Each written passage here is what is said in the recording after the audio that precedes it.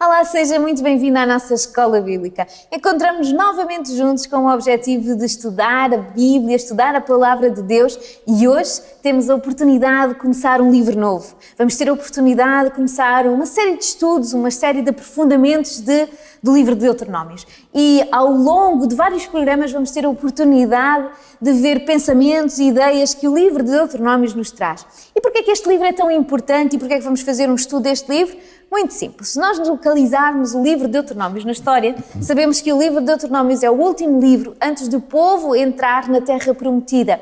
Então, o povo de Deus saiu do Egito e segue durante 40 anos no deserto e depois ele está às portas de entrar na Terra Prometida. E às portas de entrar na Terra Prometida, Deus fala com Moisés e Moisés fala com o povo, ajuda a prepará-los para essa entrada. E vai ser exatamente isso que nós vamos estudar. Porquê?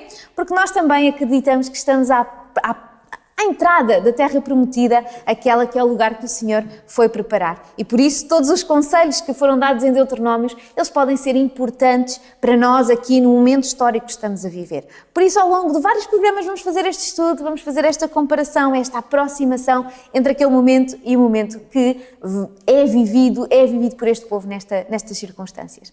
Para nos ajudar a fazer estes estudos, ao longo destes vários programas, vamos ter convidados, como é habitual, que nos vão ajudar a aprofundar os temas. Hoje temos connosco o Carlos Aires. Muito obrigada pela presença. Também. Obrigado pelo convite também, é um prazer estar aqui convosco. Com a ajuda então do Carlos vamos poder aprofundar este tema. E como nós fazemos habitualmente, aprofundamos sempre e começamos sempre por pedir ao nosso convidado que nos faça um pequeno resumo, uma pequena apresentação daquilo que vai ser o nosso tema. Exato. Neste primeiro programa nós não vamos entrar propriamente dito no livro de Deuteronômio, não é? Nós vamos fazer aqui um preâmbulo a Deuteronômio, porque ele não surgiu no vazio, ele está dentro de um determinado contexto, no fundo que são milhares de anos, não é? Da história da intervenção de Deus na humanidade e que depois levam e ajudam na compreensão e no propósito do livro de Deuteronômio. Podemos dizer, fazendo aqui um resumo, que nós vamos falar do amor de Deus manifestado nos grandes eventos da história da humanidade que antecederam e conduziram então ao livro de Deuteronômio, que será o estudo depois nos programas seguintes. Obrigada por este resumo, este aperitivo, não é? Mas nós já sabemos que quando estudamos aqui na nossa escola bíblica, nós estudamos sempre a Bíblia e por isso a primeira coisa que nós vamos fazer é abrir a nossa Bíblia. Vamos ver a primeira de João. Como vimos, não vamos ainda entrar diretamente no livro de Deuteronômio, vamos fazer então esta aproximação. Na primeira carta de João, no capítulo 4, o versículo 8, diz-nos o seguinte: aquele que não ama não conhece a Deus, porque Deus é amor. 1 de João 4,8 diz: aquele que não ama não conhece a Deus, porque Deus é amor. A minha pergunta está relacionada com este versículo, não é? Que Deus, na sua essência e no seu caráter, é amor. Podes ajudar-nos a compreender como é que este amor é manifestado, como é que nós podemos encontrar, tanto na Bíblia como na história da humanidade, este amor de Deus por nós? Nós podemos ver o amor de Deus, não é? A essência de Deus, o seu caráter que é o amor, desde logo na grande obra da criação. Quando Deus fez os céus, a terra, o mar e tudo aquilo que neles há, não é? Podemos ver que Deus criou o mundo perfeito no sexto dia da criação, quando o Senhor completou toda a criação material. Ele disse, Deus viu tudo aquilo que tinha feito e era muito bom, não é? Portanto, o Senhor fez um mundo perfeito, completamente adaptado às nossas necessidades e, portanto, aí podemos ver o amor de Deus para que o ser humano pudesse ser feliz e todas as suas necessidades serem supridas e satisfeitas. Mas, sobretudo, a grande manifestação do amor de Deus, poderemos dizê-la, foi o facto de Ele nos ter feito criaturas livres, à sua imagem e semelhança, portanto, seres racionais livres, com capacidade para amar, com capacidade para obedecer, com liberdade de escolha, portanto, o livre-arbítrio, não é?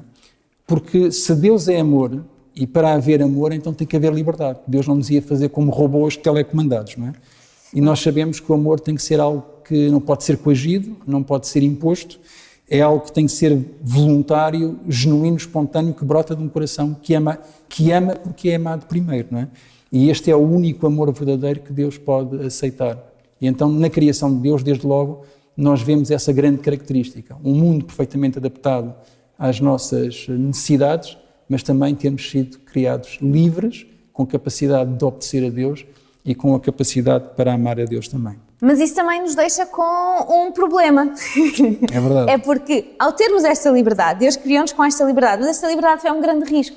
Porque aí nós podemos correr o risco de querer não seguir a Deus, correr o risco de querer não fazer o que é bom. E a minha pergunta está nesse sentido. Como é que nós fazemos, como é que nós reagimos, como é que nós compreendemos, dentro do contexto do grande conflito, esta liberdade? Nós temos nas Sagradas Escrituras alguns textos que nos mostram, portanto, o risco que Deus correu ao criar seres, tanto celestiais como terrestres, com este livre-arbítrio e com a liberdade de escolha para o servir, obedecer, amar ou não. Temos alguns textos, por exemplo, eu vou citar Isaías 14, 12 a 14, Ezequiel 28, 12 a 17 e Apocalipse 12, 7, que fala na guerra no céu. Mas eu vou ler aqui 2 versículos que encontramos no livro de Ezequiel, no capítulo 28, que nos ajudam a compreender aqui um bocadinho o risco que Deus correu e que estava inerente à sua característica de ser amor. Não é? Portanto, Ezequiel 28, 14, diz-nos o seguinte: Tu eras o querubim ungido para cobrir e te estabeleci, no monte santo de Deus estavas, no meio das pedras afogueadas andavas. Perfeito eras nos teus caminhos, desde o dia em que foste criado, até que se achou iniquidade em ti. Nós aqui, este é um texto que nos fala na queda de Lúcifer, um anjo de luz. Ele era mais do que um anjo de luz, ele era um querubim que estava no monte santo de Deus, à própria presença de Deus. Não é? Um ser que foi criado perfeito, diz-nos o texto, perfeito eras nos teus caminhos, que vivia num mundo perfeito e governado por um Deus perfeito. Diz-nos a Sagrada Escritura, até que num determinado momento se desenvolveu no seu ser, no seu coração, aquilo que a Bíblia chama de iniquidade, o pecado, não é?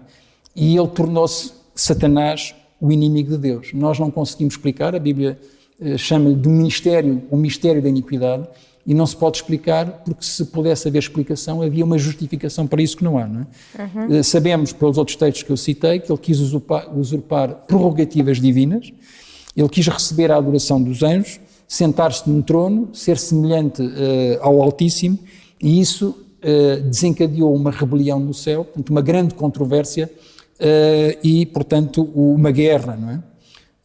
E, portanto, isso trouxe para um universo perfeito esse risco, o risco da rebelião, o risco do pecado, mas Deus, como amor, ele tinha que correr esse risco, não é?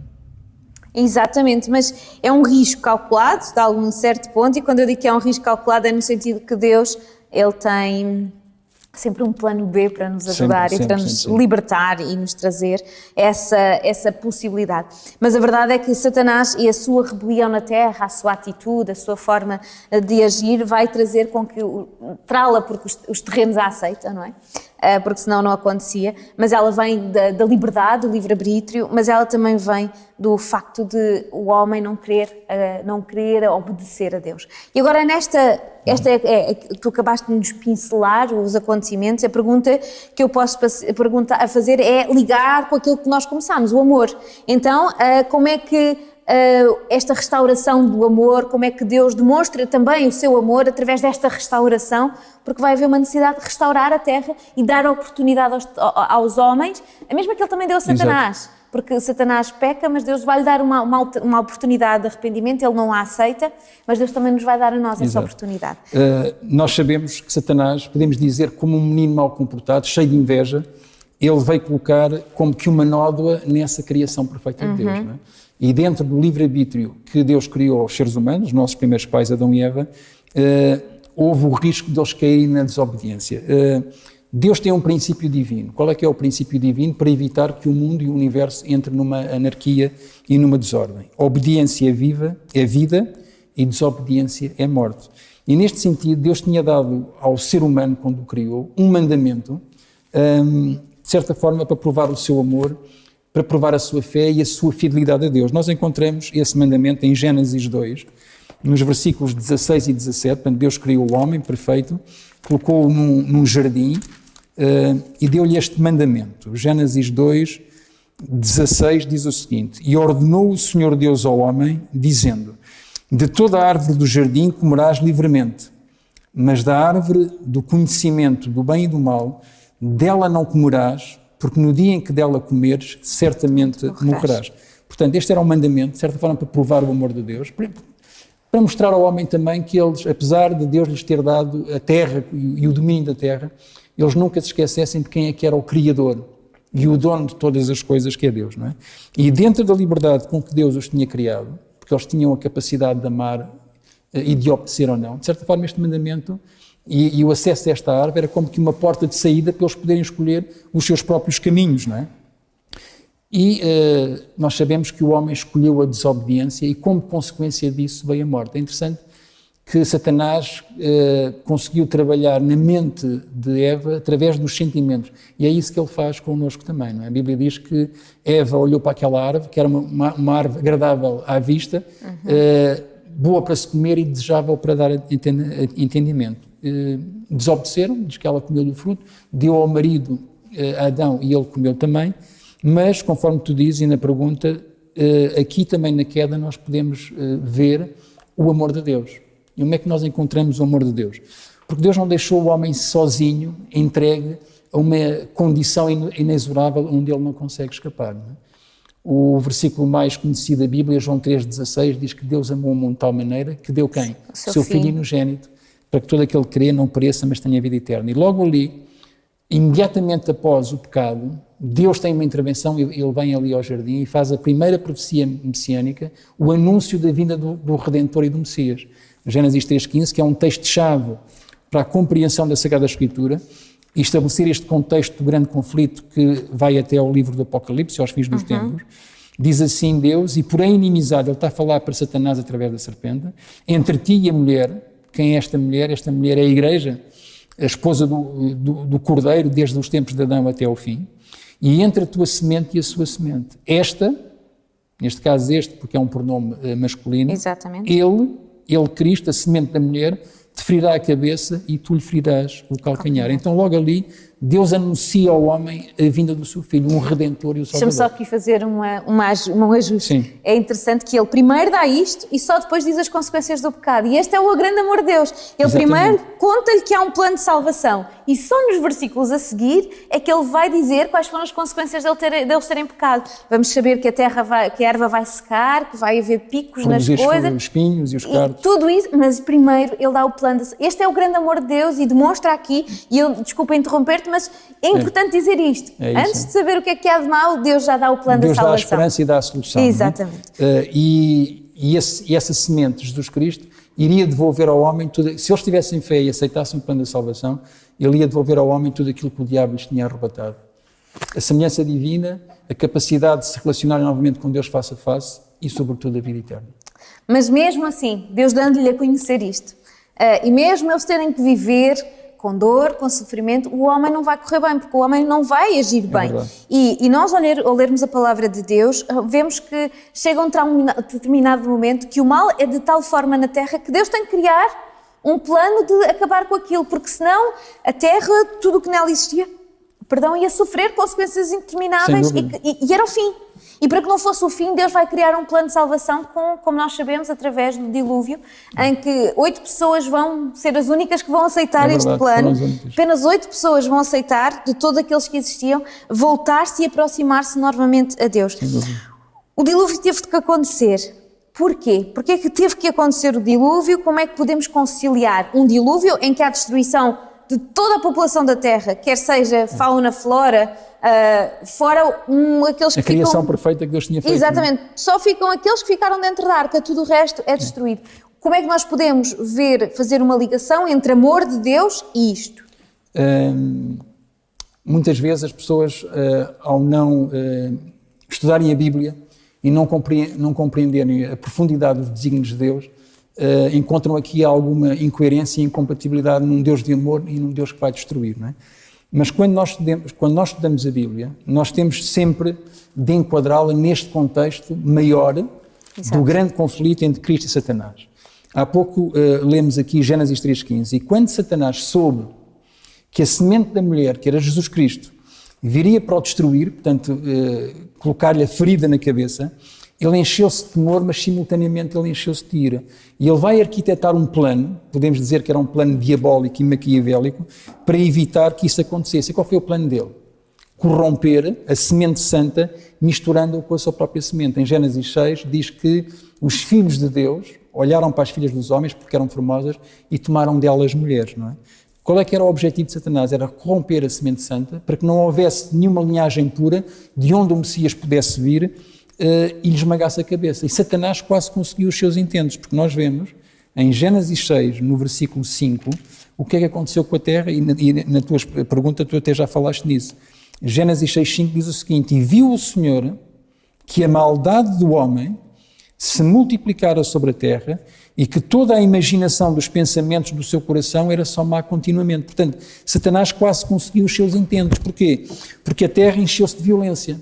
Se Deus não tivesse trazido o dilúvio, nenhuma carne te salvaria, não havia linhagem de onde o Messias pudesse vir e o plano da salvação corria perigo. Mas tu na tua pergunta disseste o seguinte: como é que nós podemos conciliar então o amor de Deus com essa destruição? Porque nós na história do dilúvio nós podemos ver o amor de Deus e podemos ver a misericórdia de Deus. Porque antes de vir o juízo, o dilúvio não veio logo imediatamente. Durante 120 anos, Noé, a Bíblia chama-lhe o pregoeiro da justiça, ele chamou as pessoas ao arrependimento, a viverem vidas justas, para que o dilúvio não tivesse que vir. Por exemplo, o Matusalém, o nome Matusalém, na Bíblia os nomes têm um significado, e é interessante analisarmos isso. Matusalém foi o homem que mais tempo viveu na Terra, 969 anos. E o nome Matusalém significa a sua morte trará, ou quando morrer será enviado. O dilúvio. Inclusivamente, portanto, Matusalém era quase como uma espécie de um oráculo vivo, quando ele morresse o dilúvio viria. A tradição judaica diz que Matusalém morreu 10 dias antes do dilúvio. E é interessante que ele foi o homem que mais tempo viveu, porque Deus não queria trazer o dilúvio. Exato. Deus queria que as pessoas se arrependessem. Mas eles não quiseram, e inevitavelmente Deus teve de trazer o dilúvio para um bem maior, que era a salvação da humanidade. Podemos dizer que o dilúvio, então, ele foi como uma segunda criação, uma segunda oportunidade para a Terra. E nós achamos, ok, agora eles já aprenderam, não é? Ficaram aqueles 8, agora aqueles 8 vão fazer as coisas bem. Mas nós sabemos que não. Depois do dilúvio, Deus vai-lhes dizer para eles se espalharem pela terra, mas eles decidem que o melhor é fazerem uma torre, irem todos viver, que é para chegarem ao céu, para que se Deus mandasse outro dilúvio, eles conseguissem salvar-se. Então, Deus dá um plano e o homem decide fazer o plano B, não é? Fazer o plano B. E nós sabemos que isto vai acontecer e vai ser uma grande confusão e é necessário, no meio desta confusão e de tudo isto, Deus chamar alguém com fé, alguém que nós vamos conhecer como pai da fé. E eu gostava que tu nos pudesses dar umas pinceladas agora sobre um bocadinho de quem é este homem que vai chegar como resposta à necessidade da fé que a terra estava a sofrer. É verdade. Depois do dilúvio continuam as duas sementes de Gênesis 3,15. Porque dos 3 filhos de Noé, Sem segue a semente santa, mas Cão e Jafé segue a semente iníqua de Satanás, e no fundo Satanás está a criar as nações que vão fazer guerra a Israel para o destruir, para que não viesse o Messias. Através daqueles filhos. E Abraão vem da semente de Sem. E é verdade, Deus fez a Abraão um chamado, fez-lhe uma promessa e fez-lhe uma profecia também. Qual foi o chamado? Sai da tua terra e da tua parentela para a casa do teu pai. Ele saiu para a terra de Canaã, nem sequer sabia para onde ia. Fez-lhe uma promessa que ele ia ser o pai de uma grande nação, a sua descendência seria tal que seria incontável e inumerável, semelhante à areia do mar e às estrelas do céu, mas fez também uma profecia, e isto é muito importante porque tem a ver com a questão do chamado, que em Abraão e na sua semente, e a semente aqui era Israel, mas sobretudo era o Messias de Israel, Jesus Cristo, seriam benditas todas as nações e todas as famílias da terra. Gênesis 12:3, no chamado que lhe faz, o próprio Deus faz essa profecia. E diz-nos, Gênesis 12:3, e em ti serão benditas todas as famílias da terra. Está-nos a acabar o nosso tempo, vou só fazer-te aqui uma pergunta e peço-te que me digas assim de uma forma breve. Como é que Abraão vai ser uma bênção nessa terra? Ele ia ser uma bênção através do seu testemunho e da sua religião, cujo centro e significado era Jesus Cristo. Temos que entender que quando Abraão chega à terra de Canaã, ele começa a levantar altares, começa a fazer sacrifícios e começa a invocar o nome do Senhor. Não é por acaso que ele leva para a terra de Canaã. Em Israel, a Palestina está ali numa encruzilhada em 3 continentes. todos os povos que estivessem a circular entre esses continentes teriam que passar por Israel, e ao passar por Israel, aquilo que Deus queria era que eles tivessem conhecimento do Deus verdadeiro, da lei do Deus verdadeiro, no fundo da fé de Israel e sobretudo do Messias de Israel. Para quê? Para quando Cristo viesse, os povos estivessem preparados para a sua vinda, porque o objetivo de Deus é que todos salvem e venham ao conhecimento da verdade. Mas Deus vai querer também que exista uma aliança entre este povo e Ele. Que aliança é essa? Deus fez essa aliança. Vamos ver os termos texto, dessa aliança em Êxodo 19. Exato. Porque tem aqui condições. Uma aliança é um pacto, é um contrato, tem condições de ambas as partes. E em Êxodo 19 nós temos os termos da aliança. Versículo 4. Vós tendes visto o que fiz aos egípcios, como vos levei sobre asas de águias e vos trouxe a mim.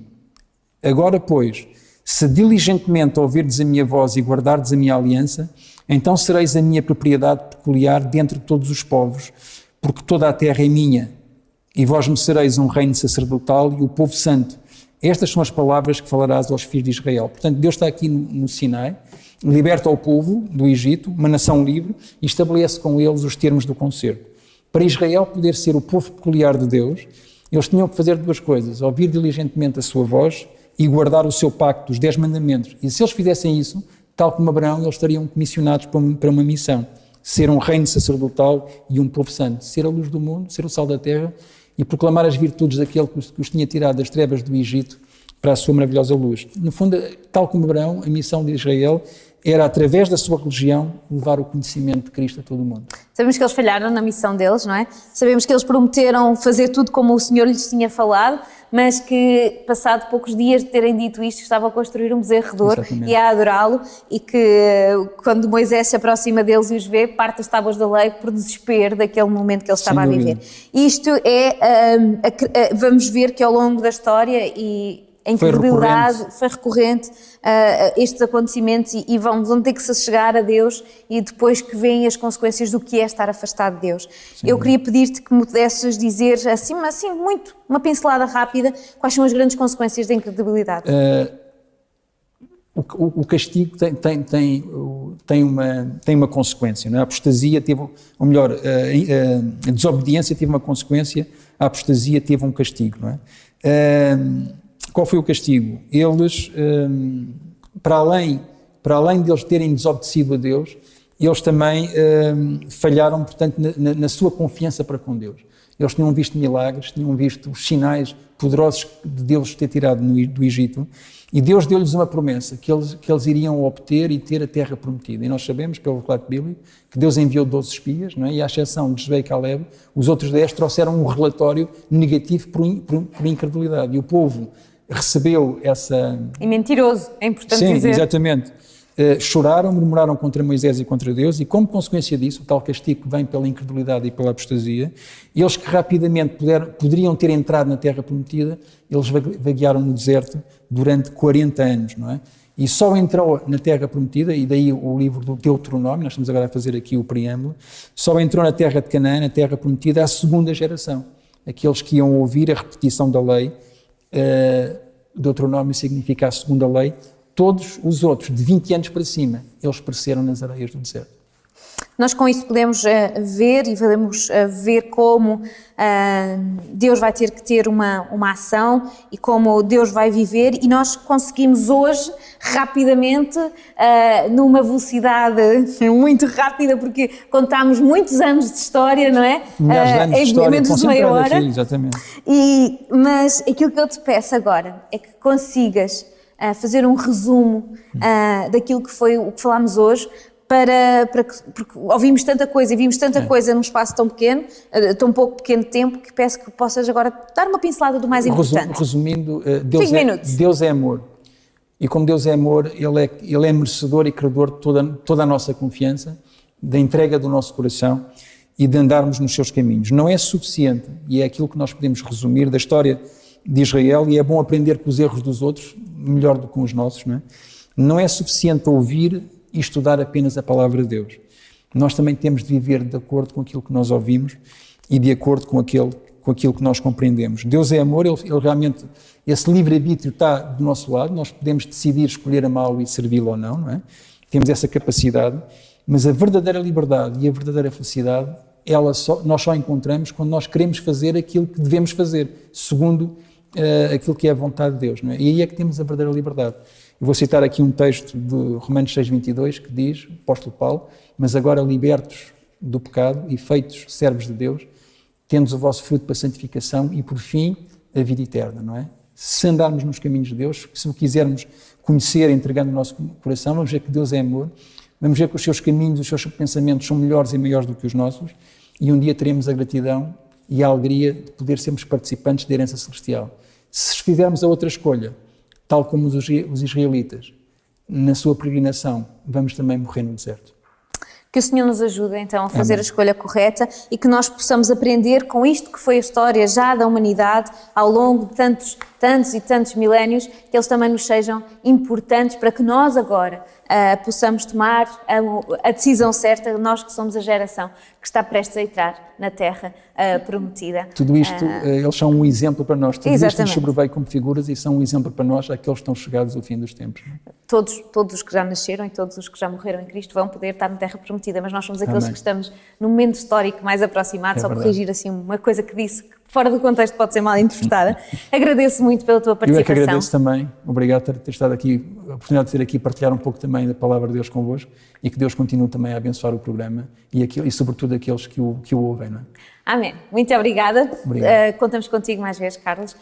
Assim Com que está certeza. a assistir, agradecemos a sua presença. Queremos continuar a tê-lo connosco, queremos continuar a estudar a Bíblia consigo e por isso convidamos já para o próximo programa. Encontramos-nos então no próximo programa e até lá.